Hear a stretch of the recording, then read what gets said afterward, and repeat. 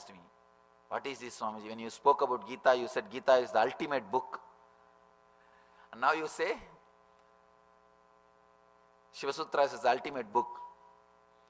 See, Gita is a beautiful book to start. It has got some little bit of Shastra, little bit of Stotra, a little bit of Sutra. There are some techniques, and there are some Stotra, the glory part, and there is a Shastra, which gives you the intellectual base. It's like a mix of everything. But the danger is you may miss the essence. You may get caught in the Shastra or Stotra. You may lose the Sutra part. You may lose the technique part. It's a mixture. Whenever you mix, there is always problem. You may miss the essence. You may miss the truth. But here, you cannot miss the truth. It's a foolproof book. Anybody who goes through this book cannot miss. It's a foolproof technology. You can't escape. You can't miss the truth, because here nothing else is there. No sugar coating, nothing. Straight away gives the truth. No teaching, no intellectual stuff.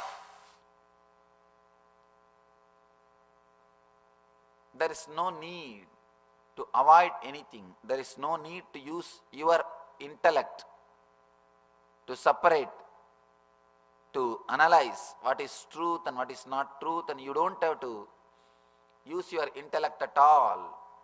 As far as this book concerned, straight away open and start practicing. It's a practical manual. It's a practical manual. That is why no teachings. This is not for the people who are yet to be convinced. It's a straight book for the people who want to practice. I brought few stories to tell you all about the teachings, how teachings work.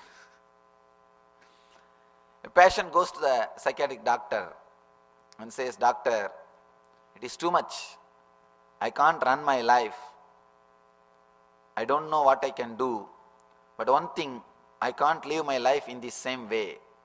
Too much of problems." Psychiatrist says, "Yes, we all have problem. I know. Let's try to help each other. I'll start 4 sessions at a week, $100 per session. We'll start from tomorrow." Patient says, "Yes, doctor, I understand. This will solve your problem. What about mine?" So teachings may solve the problems of teacher, but not the student. Teachings may solve the problem of teacher, but not the student. All teachings, either it is given as a commandment or given as a theory. One thing, at least with commandment, you know directly commands are given to you. But when you start reading theologies, in a very cunning, subtle way, the commandments are inserted into your inner space. Logically, you are convinced. Logically, you are convinced to follow these rules. Logically, you are convinced about these teachings. Then great damage, permanent damage is done to your consciousness. Let me be very clear. Unless it becomes your experience, any teaching, it does only damage to your inner space. It does great damage to your consciousness. It is better to escape from teachings than having them without the experience. I have one more story.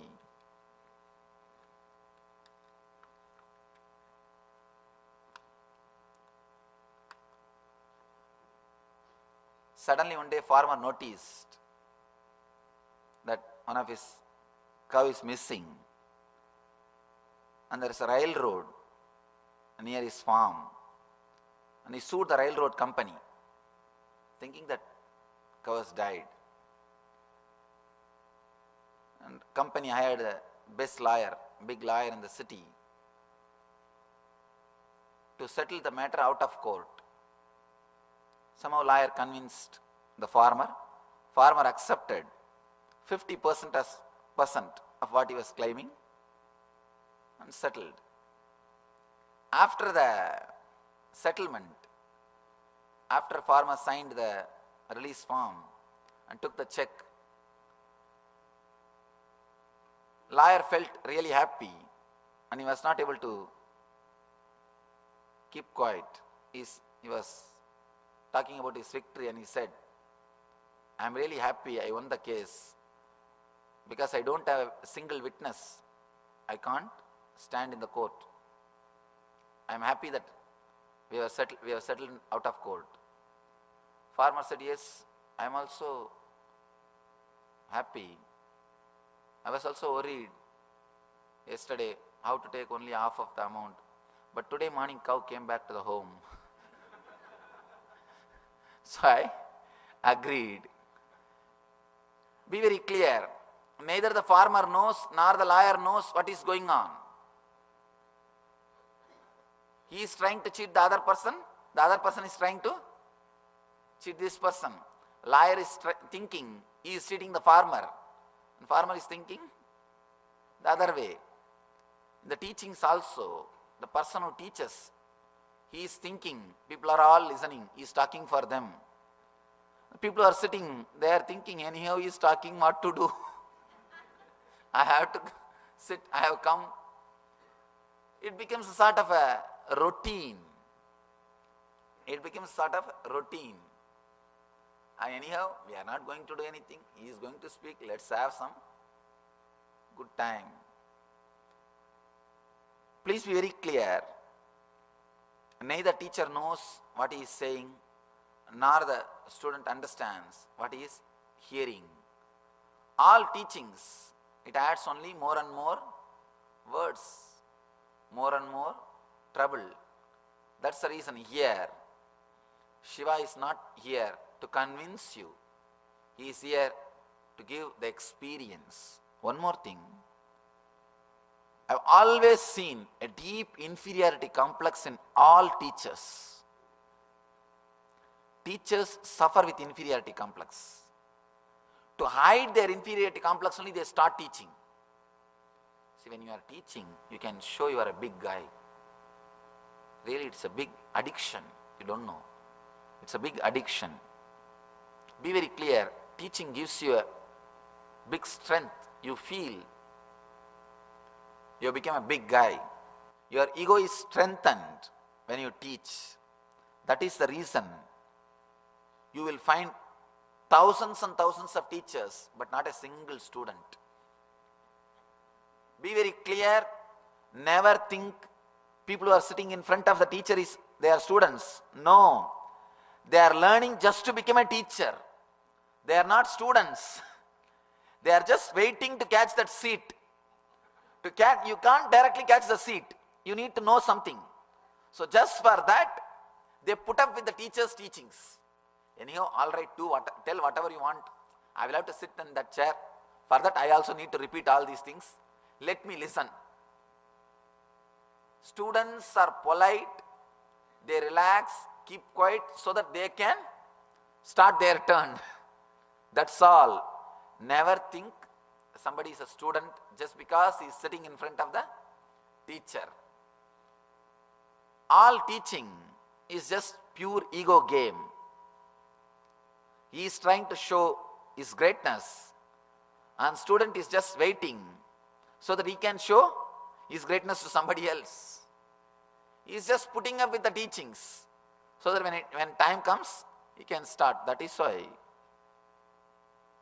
I have always seen the moment class is over, people will go back to their house and start teaching. If you have digested, you will never feel like opening the mouth. You are even, I have seen, even when people listen, in the mind they take notes. I should go and tell this to my mother-in-law. I should go and tell this to my father-in-law. I should go and tell this to my friends. I should go and tell this to my wife. Of course, you can't tell your wife, that is different. At least I should go and tell this to my husband. You just develop your intellect so that you can use it on your family and friends. And you just use all these teachings to support what you want to express. What do you want to express? And one more thing, I have seen people sharpening their intellect with my teachings and using it to fulfill their wishes. Whenever they couldn't get something out of somebody, they will start using these teachings in their own form. In the mind, they will have all the notes, whatever is said. When they go back, they will manipulate as they want and use it to get what they want. Let it be very clear. That's the reason here Shiva is not interested in giving any teachings. He's straight. I think he doesn't want to contribute to the already existing confusions.